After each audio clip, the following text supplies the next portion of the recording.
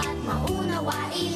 Ito namang nanay namin, Margie, kung tawagin. Laging may hinahain, aral o pagkain. Itong panganay na si Albertine naman pagbing laging boging-boging, di pong habulin.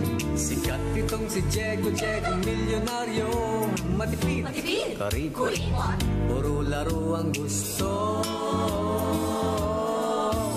Si Ate Beatrice may pagkamataray, magaling sa sports at matalinong tunay. Hoy! Miss Caroline ang mahilig magpostura. Huwag kang ngang maarte at dalaga ka na.